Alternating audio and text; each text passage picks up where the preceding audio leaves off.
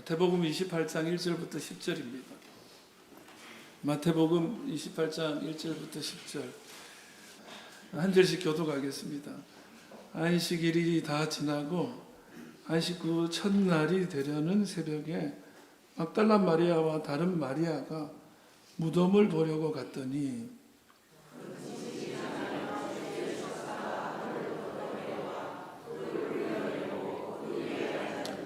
그 형상이 번개 같고 그 옷은 눈같이 희거늘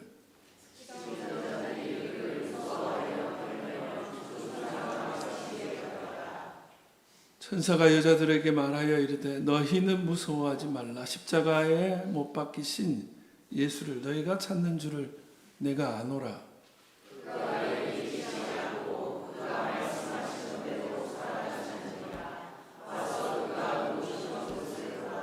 또 빨리 가서 그의 제자들에게 이르되 그가 죽은 자 가운데서 살아나셨고 너희보다 먼저 갈릴리로 가시나니 거기서 너희가 배우리라 하라. 보라 내가 너희에게 일렀느니라 하거늘.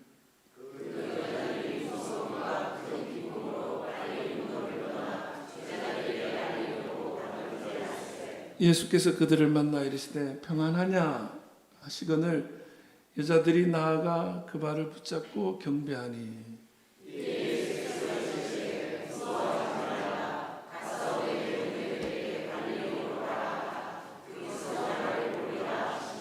아멘. 오늘 예배합니다.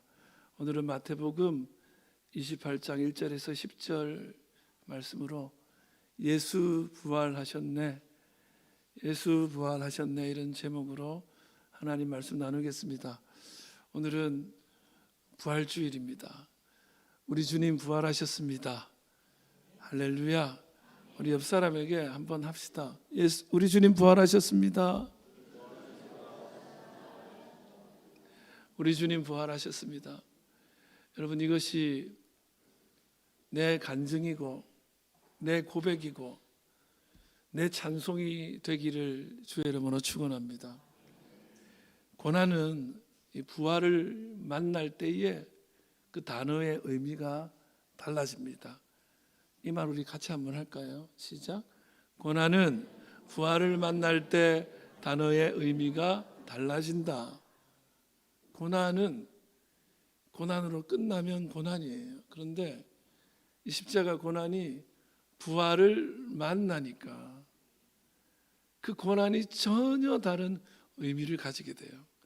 십자가가 십자가로 끝나고 죽음으로 끝났으면 우리 기독교는 그냥 무덤을 묵상하는 종교일 거예요. 그러나 우리 기독교는 그렇지 않아요. 부활을 만나니까 그 고난이 부활을 위한 과정이었더라.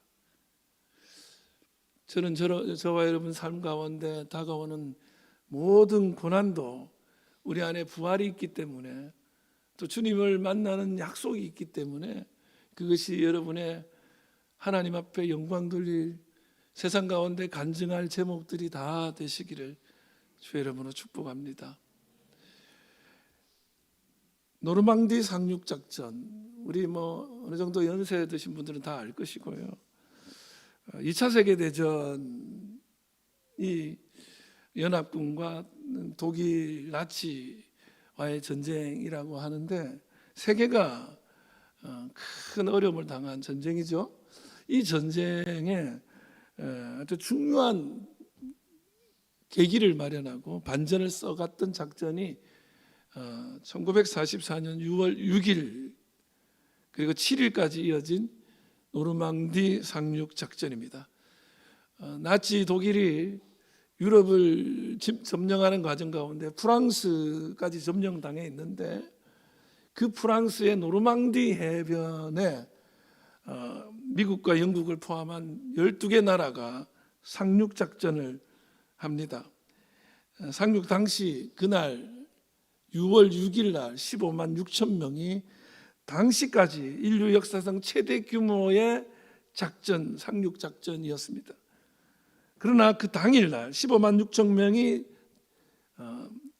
노르망디 해변에 내린 그날 미국, 영국의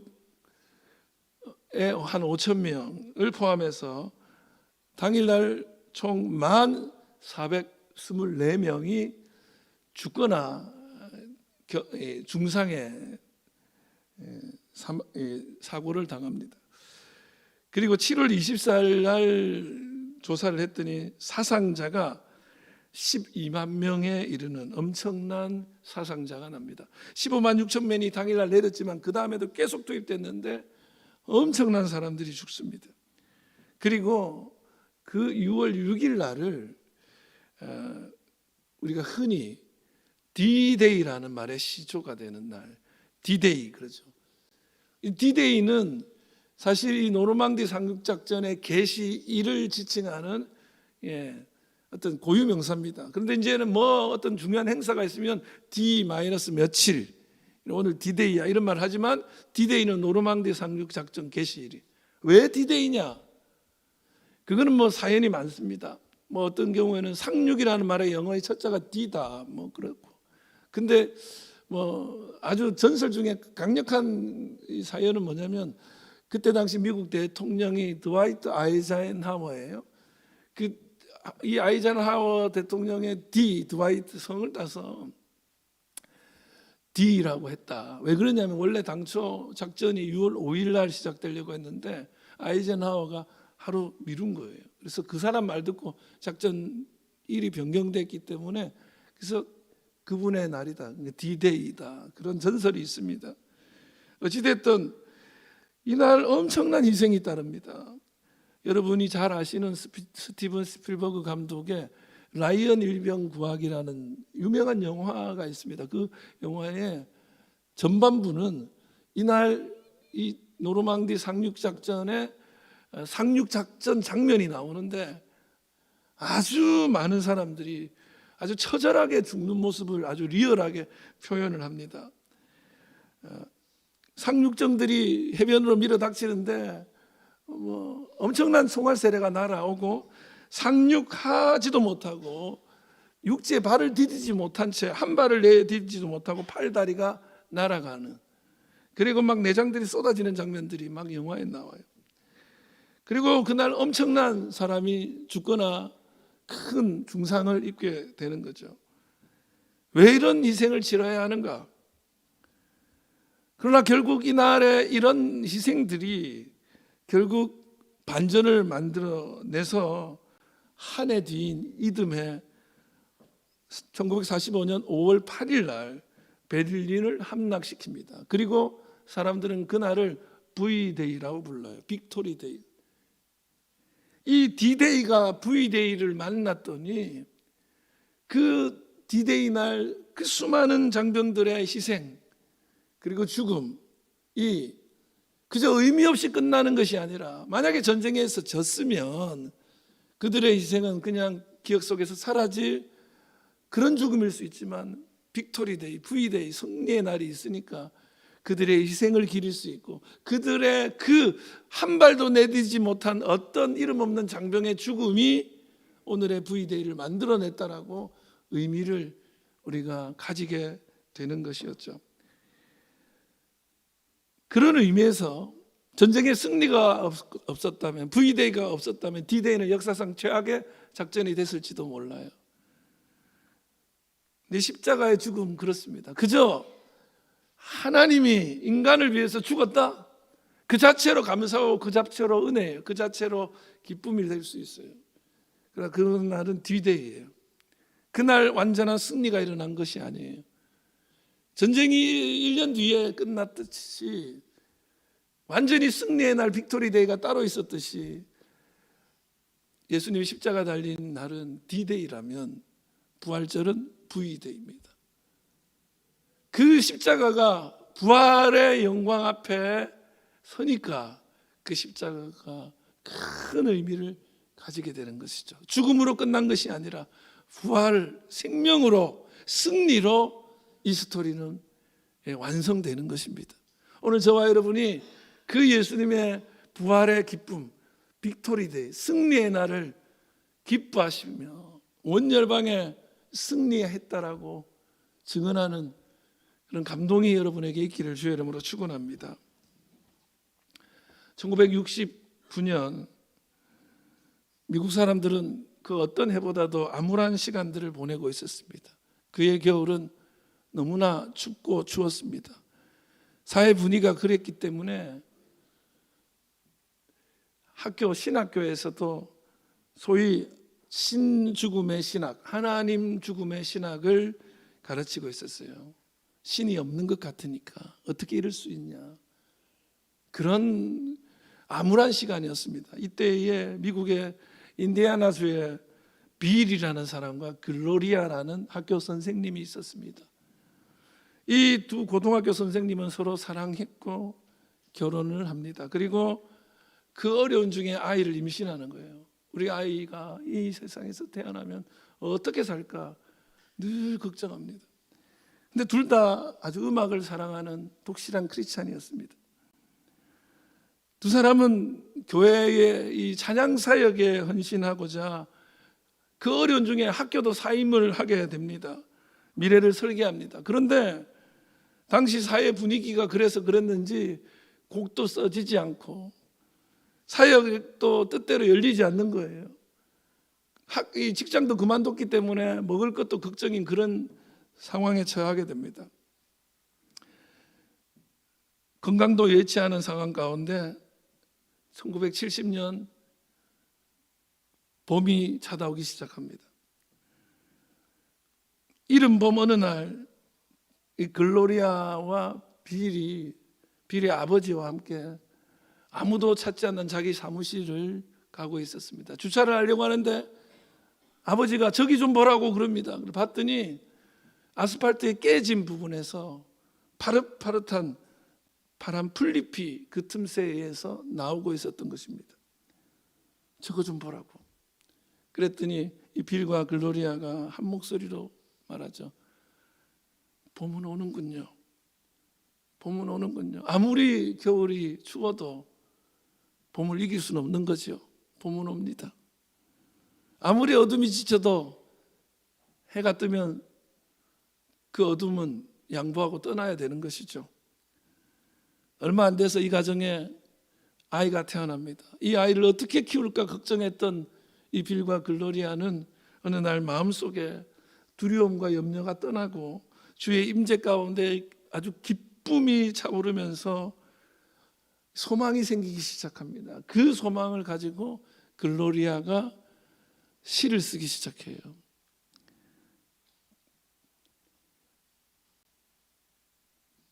Because he lives라는 제목의 시입니다. 우리나라는 그렇게 이 시를 번역합니다. 살아계신 주, 나의 참된 소망, 걱정 근심 전혀 없네. 어둠의 한가운데 있던 이들에게 소망으로 다가온 예수님, 살아계신 주라는 찬송이 이렇게 만들어지고 어둠에 차있던 미국을 새 소망의 나라로 바꿔가기 시작합니다. 그래서 미국은 70년대를 이 찬양과 함께 가고 이후에 역사에 없는 부흥의 때를 만나죠. 저는 오늘 아침에 이 찬양 때문에 너무너무 은혜가 되어서 한번 이 영상 보시기 원합니다. 유튜브는 끊길 수도 있어요. 한번 이 찬양 보시죠.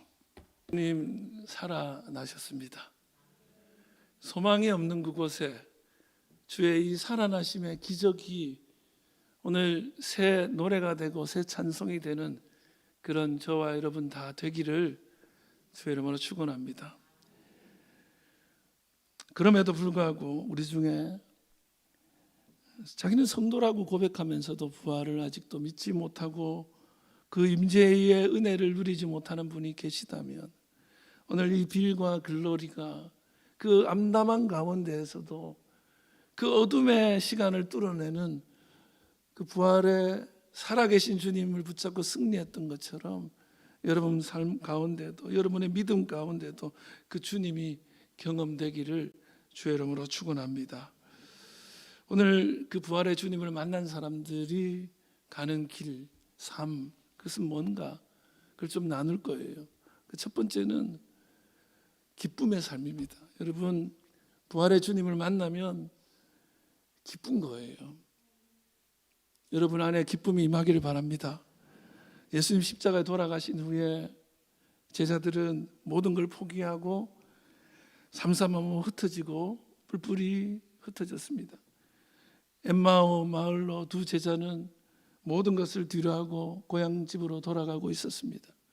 베드로를 위시한 몇몇의 제자들은 이제 끝났으니 고향에 가서 물고기나 잡아야 되겠다 이렇게 하고 있었습니다. 또 몇몇은 혹시라도 자기들이 예수님의 제자인 것이 들통나서 자기들도 어려움에 처할까 봐서 문을 꽁꽁 걸어 잠그고 비밀 은신처에 숨어 들어갔습니다. 그러나 그 몇몇의 여인들이 예수님께서 주신 그 큰 사랑을 잊을 수가 없어서 너무 고마워서 막달라 마리아를 위시한 여자자 몇 명이 주님한테 그래도 장례라도 제대로 치러야지, 그 장례도 제대로 치르지 못한 예수님이 너무 안타까워서 안식 후 첫날 바로 주일 아침, 오늘 아침이죠.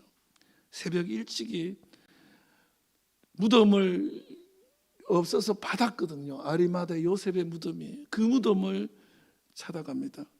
그런데 무덤이 비어 있는 것입니다. 천사들이 놀라운 소식을 이 여인들에게 말해줍니다. 6절입니다. 읽어볼까요? 시작. 그가 여기 계시지 않고 그가 말씀하시던 대로 살아나셨느니라. 와서 그가 누우셨던 곳을 보라. 예수님 십자가를 말씀하시면서 늘 사흘 만에 부활하실 것을 말씀하셨거든요. 제자들은 십자가만 들렸지 부활이 들리지 않았어요. 그런데 예수님 말씀하신 대로 살아나셨다 이 얘기를 들었어요. 얼마나 놀랐을까요? 여러분, 죽었다가 살아났는데 그게 놀라운 이야기 아니에요. 우리 교회 한 장로님의 어머님은 돌아가셨다가 장례 치르는데 살아난 적이 있어요. 얼마나 놀랐겠어요. 놀라기만 할게요. 얼마나 기쁘겠어요. 사람이 진짜 죽었다가 살아나면 얼마나 기쁜 거예요. 근데 죽은 사람이 있어야 되는데 그 자리에 없는 거예요. 그저 누가 훔쳐간 줄 알았더니 그것도 아니래요. 살아나셨다는 거예요. 8절을 봅시다. 시작. 그 여자들이 무서움과 큰 기쁨으로 빨리 무덤을 떠나 제자들에게 알리려고 다름질할세. 부활하신 예수님이 살아나셔서 그곳을 떠나고 없는데 그 무덤이 무슨 의미가 있겠어요? 그래서 제자들은 무덤을 떠나서 제자들에게 알리려고 이 여인들은 떠납니다. 그런데 그 여인들에게 무서움과 큰 기쁨으로 이렇게 돼 있죠. 그 사실을 보고 무서웠고 큰 기쁨이 있었대. 근데 원어는 이런 거예요. 큰 무서움과 큰 기쁨이 그들에게 가득 찼더라 이거예요. 큰 무서움과 큰 기쁨. 왜 무서웠어요? 이게 무섭다는 말이 포부스라는 말인데 놀랐다는 거예요. 놀랐다. 경외감을 느꼈다. 전율하다 이런 거예요. 그래서 이게 어떤 거냐면 메갈레스거든요. 메가톤급 할 때 그거예요. 그러니까 뭐냐면 메가톤급 그 놀람, 메가톤급 기쁨. 그래서 저는 이걸 이렇게 번역합니다. 너무너무 놀래가지고 어마어마한 기쁨으로라고 번역해요.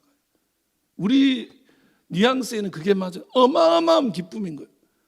이전에는 이런 보지도 듣지도 못했던 일을 봐서 너무 놀래가지고 어마어마하게 기뻐하면서 이걸 막 어떻게 할 수가 없어서 떠나는 거예요. 빨리 말해야 되겠다. 너무 기쁜 나머지. 여러분, 예수 부활은 실제입니다. 그것을 경험하고 믿는다면 어마어마한 기쁨이 거기 있습니다.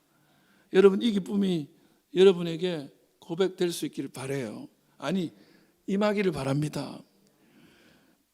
예수 부활을 논쟁으로 승부를 걸었던 사건이 있었습니다. 게리 하버마스라는 목사님과 무신론자 중에 최고의 무신론 변증자로 유명했던 앤토니 플루라는 사람이 함께 공개 토론을 합니다. 이 앤토니 플루는 어떤 사람이냐면 옥스퍼드 대학 교수들을 주축을 한 소크라테스 클럽이라고 있어요. 이 클럽의 멤버들은 아주 저명한 학자들만 구성되는데 그 사람들은 이제 무신론이 많은 거예요. 신이 없다는 거예요. 그 중에서도 그냥 한 명에 지나지 않는 사람이 아니라 이 앤서니 플루는 그 모든 이론의 배경을 제공하는, 그러니까 무신론의 배경을 제공하는, 무신론의 어떤 철학과 논리를 제공하는 그런 엄청난 사람입니다. 근데 이 앤서니 플루와 게리 하버마스라는 사람이 예수 부활이 있냐 없냐, 예수는 부활했냐 거짓말이냐 아니냐를 가지고 논쟁을 합니다. 당연히 앤서니 플루가 이길 줄 알았는데 이 게리 하버마스가 어떻게 하냐면요, 어떤 논쟁을 하는데 심판관을 7명을 들어오라는 거예요. 그 7명이 이 두 논쟁 1대1로 논쟁하는 논객의 주장을 듣고 누구 주장에 더 설득이 되느냐에 따라서 승패를 가르는 거예요. 그런데 이 논쟁에서 당연히 부활이 없음으로 결정날 줄 알고 앤서니 플루가 이길 줄 알았는데 심사위원회 결과 게리 하버마스가 승리한 걸로 됩니다. 할렐루야. 그래서 이제 최고의 무신론자가 부활이 있었음을 인정할 수밖에 없게 된 거예요. 그래서 대단한 사건이 일어났죠. 이 앤서니 플루가 무신론이 아니라 신을 영접합니다. 할렐루야. 우리는 별로 몰라서 모르는데 가장 기독교를 욕하던 사람이 예수를 믿기로 시작했다는 거예요. 이거는 그 무신론 세계에서는 대단한 사건이었습니다. 그래서 게리 하버마스 목사님 엄청나게 유명해집니다. 그런데 저는 그 뒤에 이야기를 하려고 해요. 너무너무 그 일의 승리담이 알려져서 제자들도 막 좋아하고 있었던 어느 날 그 아내, 게리 하버마스의 아내가 위암에 걸린 거죠. 그리고는 병세가 급속도로 악화되기 시작하고 죽어가고 있는 거예요. 어느 날 아내가 방에서 신음소리를 내면서 숨을 헐떡거리면서 사경을 헤매는데 그때 너무너무 고뇌가 되는 거예요. 너무 슬프고 너무 안 됐고 막 마음에 어둠이 가득 찼는데 제자들이 전화를 하는 거예요. 한 사람씩. 근데 내용이 똑같아요. 교수님, 사모님께서 이제 질병으로 아파하며 죽어가는 그 고통은 너무 슬프고 너무 아프지만 그럼에도 예수님이 부활하셨다는 이 사실이 얼마나 큰 위로가 됩니까? 얼마나 큰 기쁨이 됩니까? 부활이 있다는 사실이 얼마나 기쁨이 됩니까? 제자들이 그 얘기를 하는 거예요. 게리 하버마스가 그 얘기를 듣고 정신이 번쩍 드는 거예요. 자기는 정작 부활을 가르치고 부활로 논쟁을 하고 무신론자를 설득도 시켰는데 아내가 죽어가는 상황 앞에서 부활이 소용이 없는 것처럼 느껴지고 고통을 느끼면서 사는 거예요. 사실 이 게리는 하필 왜 제 아내입니까? 왜 제 아내가 이렇게 암에 걸려서 위독하게 고통을 당해야 됩니까? 하나님 항변하는 거, 하나님이 계시면 이러면 안 되죠. 그때마다 하나님이 그 마음에 주신 음성은 나는 내 아들을 사흘 만에 살려내지 않았니? 하는 말이 계속 마음에 울려 퍼졌는데 들리지가 않는 거죠. 그런데 이 학생들의 전화를 받고는 정신이 번쩍 들고 그게 하나님의 응답임을 알았던 거죠. 그래, 하나님은 예수님을 사흘 만에 죽음에서 살리셨지. 그렇다면 내 아내도 하나님이 살려주실 거고, 비록 육신이 죽는다 해도 예수가 부활하신 것처럼 때가 되면 우리 아내도 부활하겠지. 나도 죽겠지만 나도 부활하겠지. 그런데 왜 내가 이렇게 고통스러워하고 있는가? 왜 낙심만 하고 있는가? 걱정 근심 전혀 없네. 부활에 기쁨이 있지 않는가 하며 이 자신의 안에 있던 그 어둠이 물러갔다고 간증을 하는 것입니다. 여러분, 부활은 슬픔을 이기는 능력입니다. 슬픔이 없다는 게 아니에요. 슬플 수 있어요. 그러나 소망이 있는 거죠. 부활이 있기 때문에. 예수님은 부활의 첫 번째 열매, 증거인 거죠. 예수님께서 잡히시기 전날에 제자들에게 이렇게 말합니다. 요한복음 16장 22절, 지금은 너희가 근심하나, 근심하지. 예수님이 잡히신 데는데 내가 다시 너희를 보리니, 다시 보리니 너희 마음이 기쁠 것이고 너희 기쁨을 빼앗을 자가 없느니라 그랬어요. 여러분, 그저 TV에서 우스갯소리 나오는 유머 프로를, 개그 프로를 볼 때 웃으면 잠깐이에요. 지금 우스운 일이 생기고 즐거운 일이 생겨도 또 다른 문제가 생기면 근심은 바로 찾아들어옵니다. 그러나 부활의 기쁨은 누구도 빼앗을 수 없습니다. 오늘 그 부활절 아침에 여러분, 인류 모두의 문제인 사망을 이기신, 우리의 모두의 근심이고 걱정이고 염려인 그 죽음을 이기신 예수 부활이 내 부활임을 고백하고, 이것이 여러분의 기쁨이 되고 이것이 여러분의 찬송이 되기를 주의 이름으로 축원합니다. 두 번째는요, 경배의 삶입니다. 경배의 삶. 9절을 읽어볼까요? 시작. 예수께서 그들을 만나 이르시되 평안하냐 하시거늘 여자들이 나아가 그 발을 붙잡고 경배하니. 부활하신 예수님 우리 삶을 경배의 삶으로 바꿔놔요. 여러분 있잖아요, 주님의 부활을 진짜 경험하면 그분을 찬송하고 싶고 그분께 예배하고 싶어져요. 여러분, 여인들이 부활을 경험하고 나서 뭐 했다고요? 예수님께서 평안하냐 그랬더니 이 여자들이 그를 만나고는 그에게 나아가 뭐를 했어요? 그 발을 붙잡고 경배하니에요. 경배했다는 거예요. 왜요? 여러분, 경배는 하나님께만 하는 겁니다. 경배는 아무리 오래됐다고 해도 그 나무에 하는 게 아니고요, 큰 돌이나 태양이나 이런 데 하는 게 아니고 하나님께만 하는 거예요. 이 여인이 예수님이 부활한 걸 경험한 거잖아요. 지금 예수님 만나버렸어요. 그러니까 확신이 생겨. 이분이 하나님이 맞구나, 이분이 경배받아야 될 그분이구나 하고 그분께 경배하는 거예요. 여러분 있잖아요, 사도행전 10장에 보면 베드로를 만난 고넬료가, 이 고넬료가 너무너무 베드로가 거룩해 보여가지고 고넬료가 베드로를 경배하려고 합니다. 그랬더니 베드로가 너무 놀라가지고 일어서라, 나도 사람이다 이래요. 경배하면 안 돼.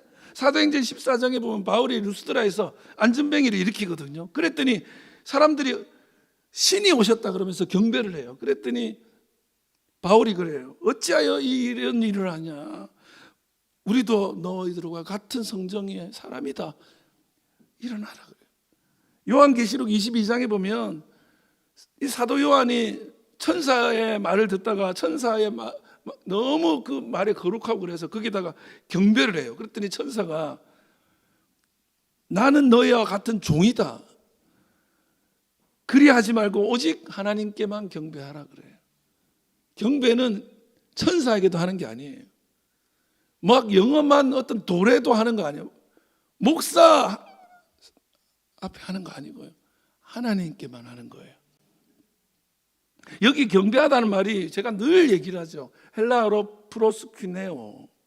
이 프로스퀴네오라는 말은 헬라어로 예배하다, 예배하다. 근데 프로스라는 말과 퀴네오라는 말의 합성을 하고 했죠. 프로스는 뭐예요? 어디로 향하여.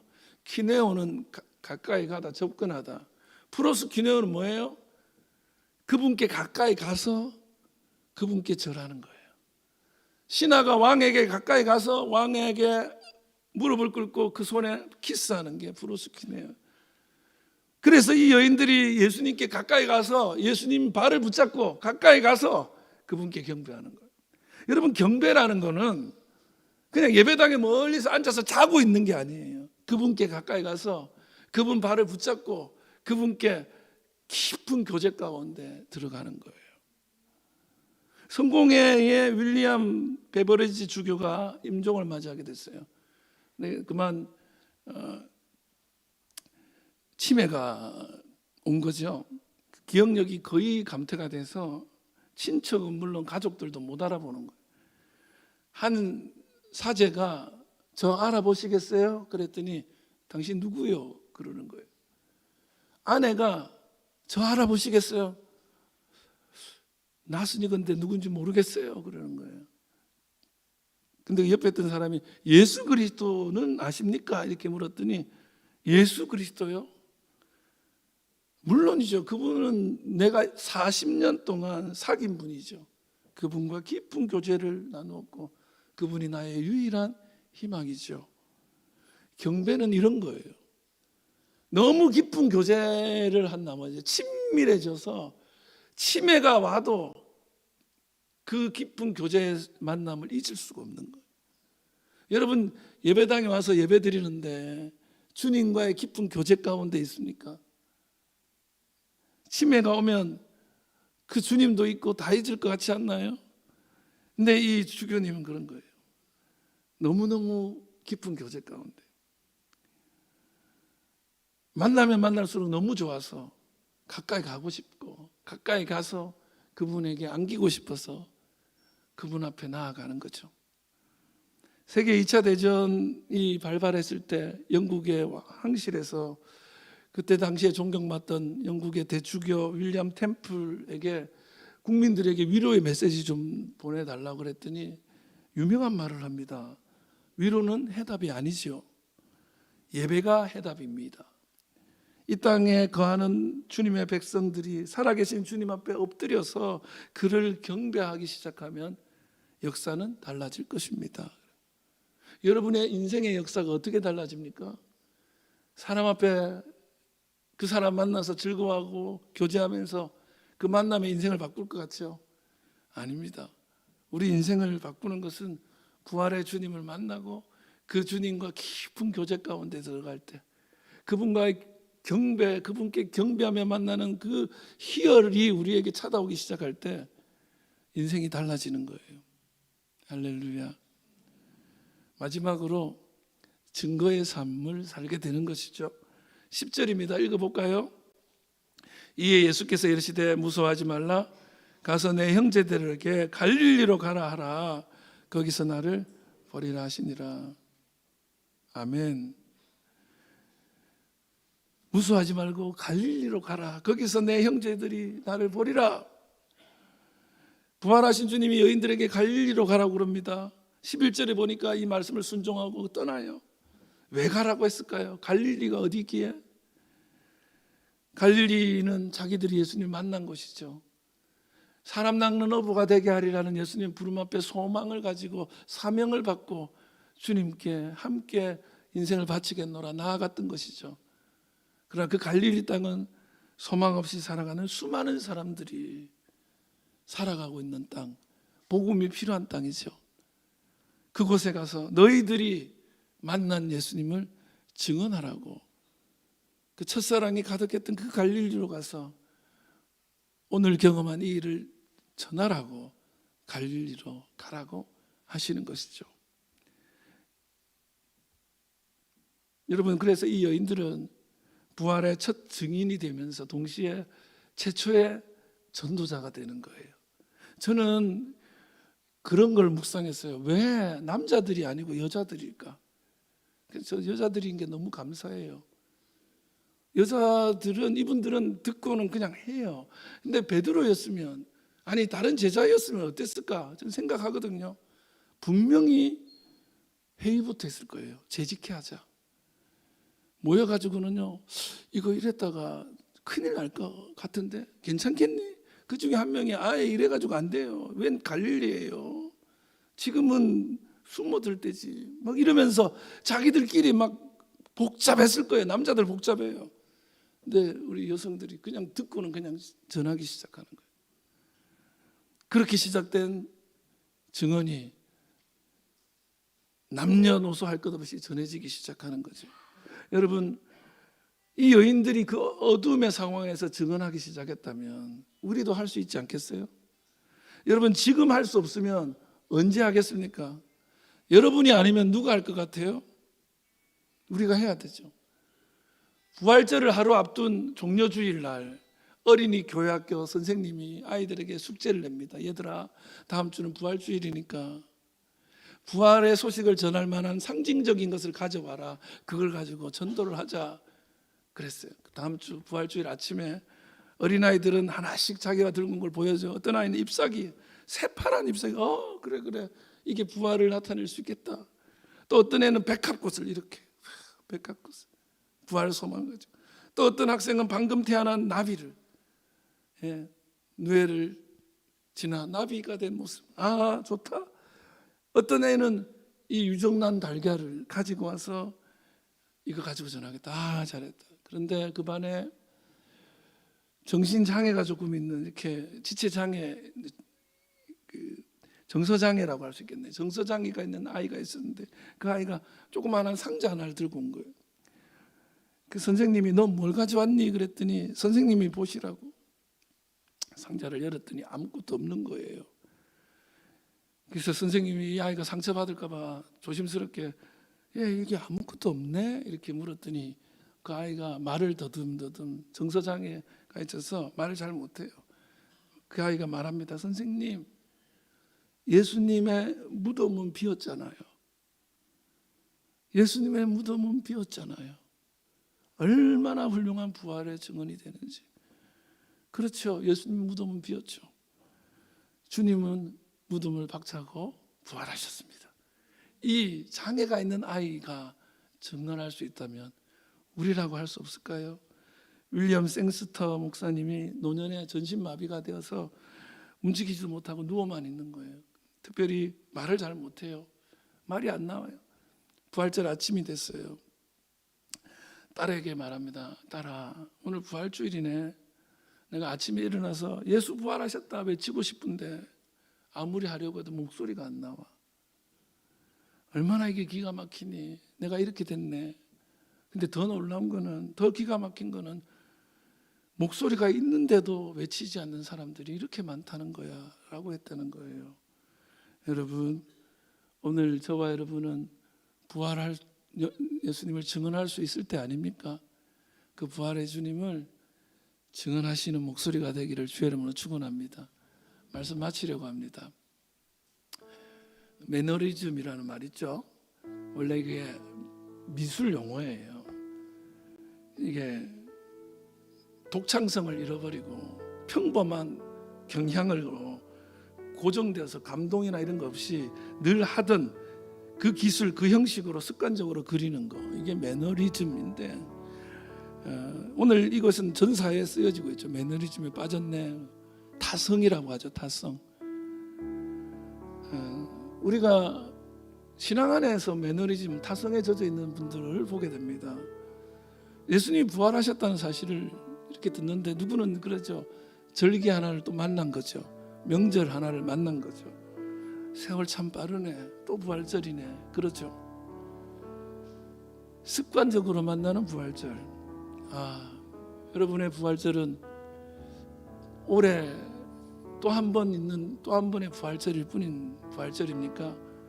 그렇고 그런 부활절입니까? 29의 나이에 요절한 푸른 꽃의 시인, 낭만주의 천재작가 노발리스는 이런 말을 하죠. 우리 모두는 철학자가 되어야 한다. 철학한다는 것은 타성에서 깨어나 생과 접촉하는 것이다. 저는 그 말을 빌려서 이렇게 말하고 싶습니다.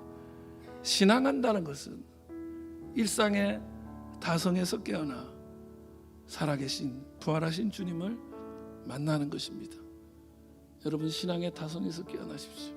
저는 어젯밤 2시경에 잠들었어요. 그러다가 3시 반쯤에 깹니다. 그래서 내 자신이 너무 부끄럽게 느껴져서 잠을 잘 수가 없었어요. 주님을 알고 주님의 부활을 전해야 되는데 기쁨이 없는 거죠. 예수님을 경배하는 것이 그 교제 가운데 찾아오는 기쁨이 없는 목사인 거죠. 그래서 너무 부끄러워서 잠이 안 오는 거예요. 그런데 이게 한국교회 현실이라는 생각이 들어요. 우리는 부활이 그냥 그렇고 그냥 지나가는, 마치 화이트데이, 발렌타인데이 같은 그런 날에 지나지 않는 거예요. 그 부활이 내 신앙에 아무런 의미도 없는, 오늘 저와 여러분의 삶에 이 부활이 다시 깊이 있게 찾아올 수 있기를 주의 이름으로 축원합니다.